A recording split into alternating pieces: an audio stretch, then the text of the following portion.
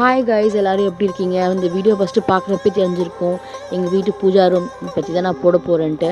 நீங்கள் ஃபஸ்ட்டு பார்த்த மாதிரி தாங்க எங்கள் வீட்டு பூஜா ரூம் இருந்துச்சு.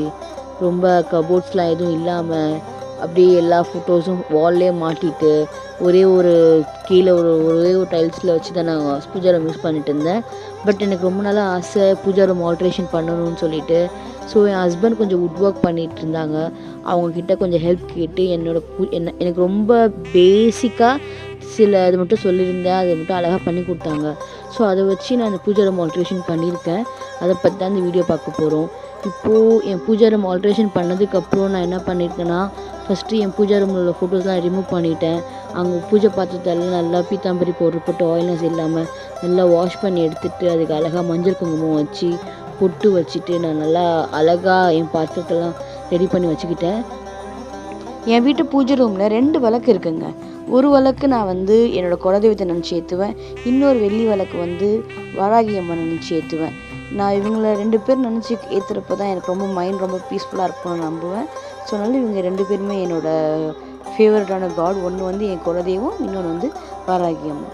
ஸோ இதுக்கப்புறம் எல்லாத்துக்கும் மஞ்சள் குங்குமம் வச்சுட்டு எல்லாம் அழகாக எடுத்து வச்சதுக்கப்புறம் நான் எப்படி என் கபோர்டில் அரேஞ்ச் பண்ணியிருக்கேன், என்னென்ன ஃபோட்டோஸ்லாம் எப்படிலாம் வச்சுருக்கேன் அப்படின்றத இந்த வீடியோவில் பார்க்க போகிறோங்க.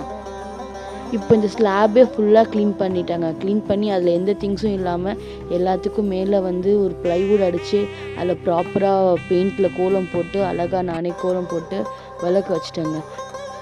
நான் ஜென்ரலாக மஞ்சள் குங்குமம் வைக்கிறப்போ எனக்கு ரொம்ப ஒரு பாசிட்டிவ் வைப்ஸ் ஃபீல் பண்ணுவேங்க. அது என்ன தெரியுமா? நான் மஞ்சள் குங்குமம் வைக்க போனாலே என்னோடய குலதெய்வத்தை ஃபஸ்ட்டு நினச்சிப்பாங்க. நினச்சிக்கிட்டு அவங்க நினச்சி தான் அவங்க ஒவ்வொரு பொட்டு நான் வைப்பேன். ஒவ்வொரு இடத்துல நான் குங்குமம் வைக்கிறப்பயுமே என் குலதெய்வத்தை பேரை சொல்லி வைப்பேங்க.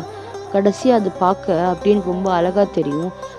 அந்த விளக்கை பார்க்குறப்போ எனக்குள்ளே ஒரு ஹாப்பினஸ் எங்கேருந்து தான் வருதுன்னு தெரியாதுங்க. அவ்வளோ ஹாப்பியாக இருப்பாங்க. இது தாங்க ஃபைனல் அவுட்புட் என் வீட்டு பூஜாரமோட.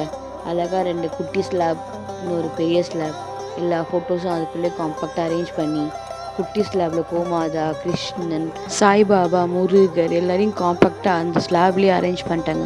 அரேஞ்ச் பண்ணோன்னா அவங்க வேறு லெவலில் இருந்தாங்கங்க. பார்க்கவே ரொம்ப க்யூட்டாக இருந்தாங்கங்க. அந்த இடம் அவங்க அம்சமாக அமைஞ்சிருச்சுங்க. என் வீட்டில் விளக்கு மங்களகரமாக எரியுதுங்க. சந்தோஷமாக இருக்குங்க இதை பார்க்கவே. இப்போ நெக்ஸ்ட்டு என் வீட்டில் இருக்க பூஜா ரூமில் என்னென்ன இருக்காங்கன்னா, அஷ்டலக்ஷ்மி இருக்காங்க, அப்புறம் காஞ்சி காமாட்சி இருக்காங்க, அன்னபூரணி இருக்காங்க, என் வீட்டு குலதெய்வம் இருக்காங்க, பிள்ளையார், முருகர் அந்த அவங்க செட்டாக இருக்க 5 சாமி இருக்காங்க, அப்புறம் காமாட்சி இருக்காங்க.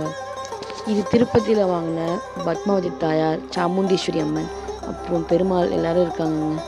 இதுதாங்க கடைசியாக என் பூஜா ரூமோட ஃபைனல் அவுட்புட். எப்படி இருக்கவங்க எல்லாருக்கும் பிடிச்சிருக்குன்னு நினைக்கிறேன்.